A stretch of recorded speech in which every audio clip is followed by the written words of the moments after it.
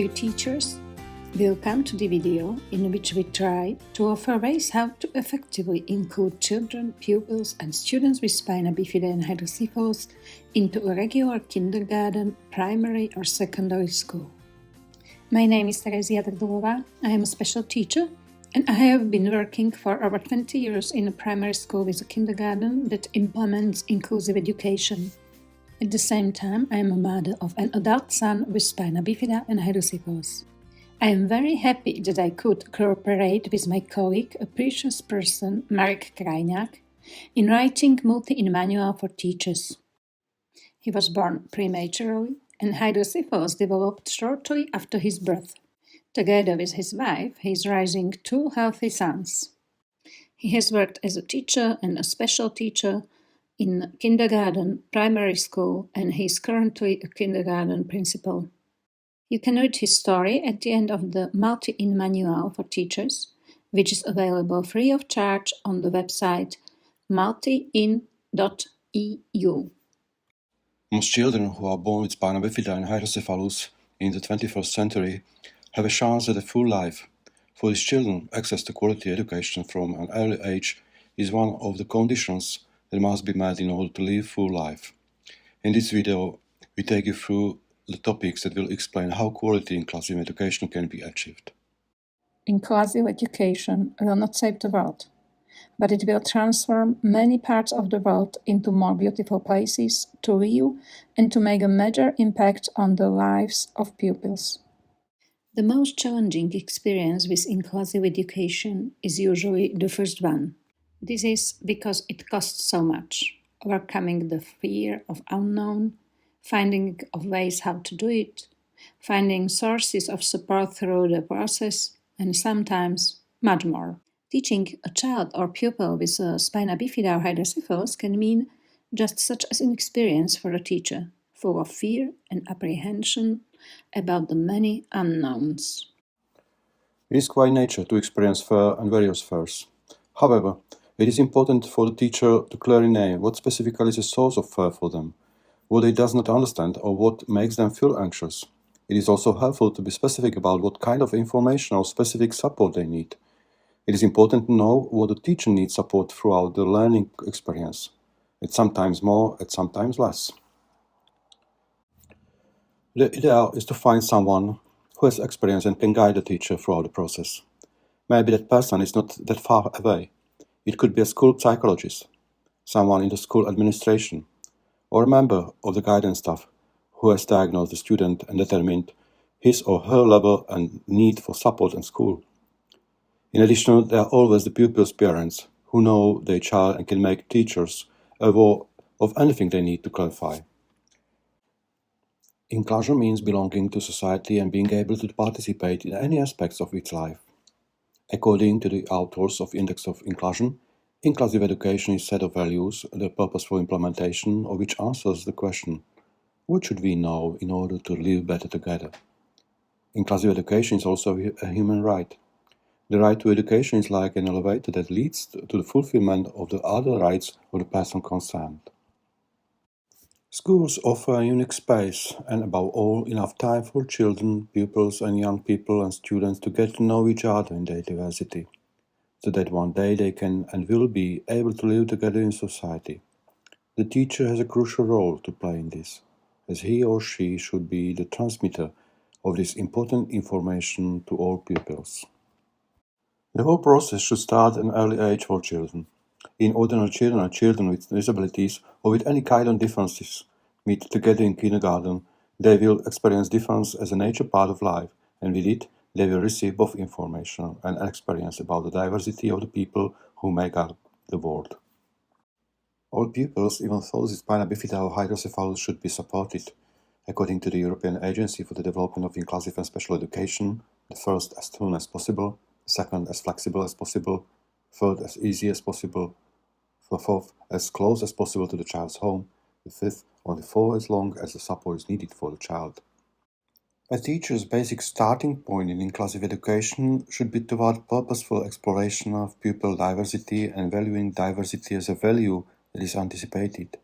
Successful inclusion is only possible if teachers strive for a holistic view of the pupil and his or her capabilities, not just academic achievement. A teacher's comprehensive view of a student with spina bifida or hydrocephalus includes answering questions such as: what is the pupil's physical and mental well-being? What are the pupil's personality strengths? What are the pupil's gifts, talents, hobbies? What background does the pupil come from? What is the impact of this environment of the pupil's long-term development? What are the perceptions of the family and the immediate environment about the pupil's future possibilities? What are the pupil's possibilities, abilities, possible limits in their social relationships?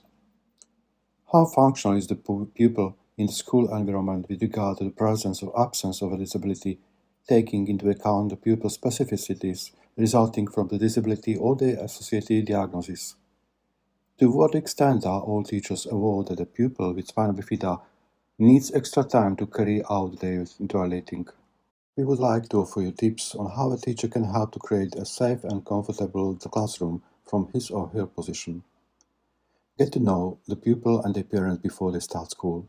This will help reduce fears of the unknowns you will read about in the reports from the diagnosis process. Pay attention to the pupil to the extent that they feel part of the class team. Create opportunities for each pupil to perform in a nature way, not just in front of a blackboard. Regularly ask the pupil how he/she feels, whether he/she understands everything, whether he/she has everything he/she needs, and whether there is anything missing. A pupil's reaction to change may look different for each pupil. For example, it may be an inadequate response, silence, non-cooperation, disruption, or rapid changes in behavior. It should be recognized that the pupil may not initially be able to express his or her feelings, experiences, and needs. Be patient and empathic. Show concern for the pupil even if there are no obvious difficulties.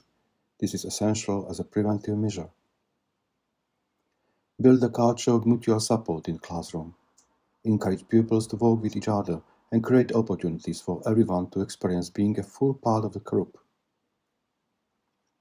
Link pupils together in their work, for example by forming different groups of 2 or 3 pupils and leading them to support each other.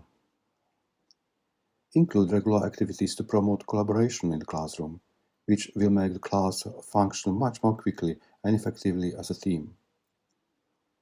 Pay attention to the level of communication in the classroom.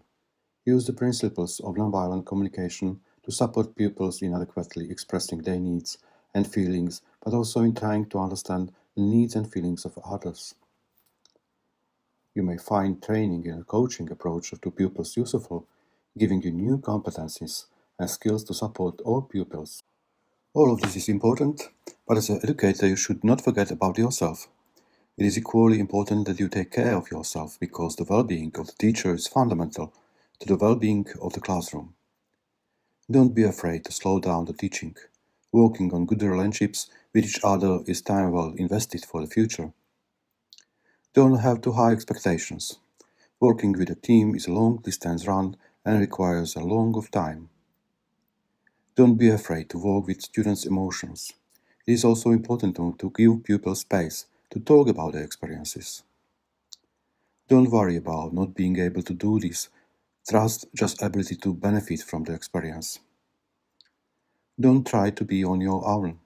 Ask for help and support from colleagues in the school support team or take advantage of supervision. If a teaching assistant is present in the classroom, work with them. Plan together and align your goals. Agree on how to communicate, the location of the assistant and the level of support to be provided. Encourage a good relationship between the teaching assistant and the pupil. This will facilitate the whole learning process and help to provide more targeted support for the pupil. In order to understand the group dynamics in the classroom with pupil with disability, the teacher can also use the Inclusive Atmosphere Mapping Questionnaire, which can be found in full in Multi Manual for teachers. The first version of the questionnaire is designed for the pupil with disability and second version for his/her classmates. Here are examples of questions from the questionnaire. Knowing the pupils Not only their difficulties and limitations, but also their strengths and aptitudes is essential for the meaningful development of the pupil's individualized education program. It is desirable that all the teachers involved are involved in the development of the individualized education program and that all the teachers in the school are familiar with it. The individualized education program is not an administrative duty of the special teacher or the class teacher, but should be a dynamic tool to support the pupil and all those involved in their education. If the class teacher gets to know the pupil with spina bifida or hydrocephalus and understands their specificities in the areas of communication, self-expression and learning, they can explain these specificities and the need for change of approach to the pupil's other teacher or other members of the multidisciplinary team. More detailed information on the individualized education program as well as specific tips for developing it are included in multi-in manual and video for special teachers. Strong, positive self-esteem is the best possible preparation for success. In the context of the teacher's holistic view of the pupil with spina bifida or hydrocephalus, it is important to emphasize the role of the physical education teacher. Active movement has a significant impact on overall mental well-being, and it is therefore important to look for ways to make it accessible to children and pupils with physical disabilities already at preschool and school age. It is the physical education teacher who has great potential to influence how a pupil with a disability learns to overcome obstacles, accept their limitations, and work with them.